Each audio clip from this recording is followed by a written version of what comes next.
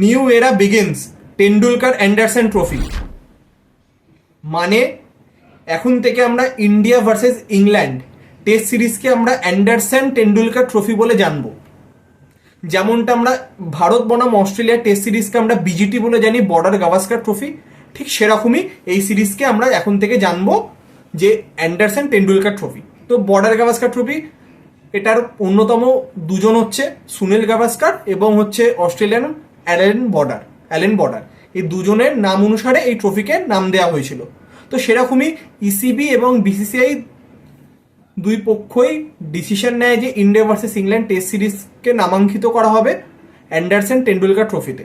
Sachin Tendulkar, James Anderson, এই দুজনের যে অবদান নিজের দেশীয় টেস্ট ক্রিকেট বলুন বা ওয়ার্ল্ড টেস্ট ক্রিকেটে অনস্বীকার্য।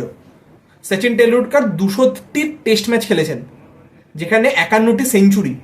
সেই রেকর্ড হয়তো 51টি টেস্ট সেঞ্চুরি, এই রেকর্ড ভাঙা is not a matter of joke, হয়তো কেউ পারবে না। সেরকমই জেমস অ্যান্ডারসন 188টি টেস্ট ম্যাচ খেলেছেন ইংল্যান্ডের হয়ে, যেখানে তিনি 700-র বেশি উইকেট নিয়েছেন।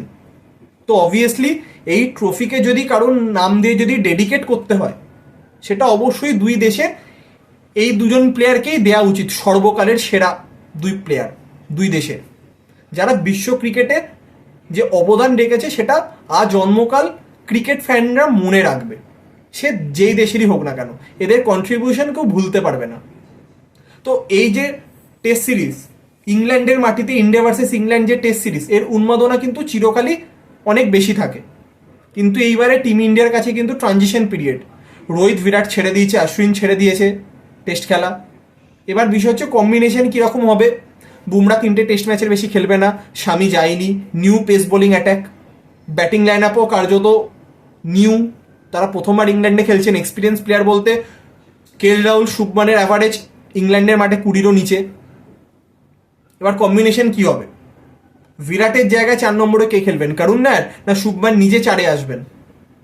তো প্রতিটা ক্রিকেট ফ্যানের মধ্যে অনেক কিছু প্রশ্ন, যার উত্তর আমরা পাবো 20 তারিখে। প্রথম টেস্ট ম্যাচের ফার্স্ট 11 দেখলে আমাদের ডাউটগুলো ক্লিয়ার হয়ে যাবে।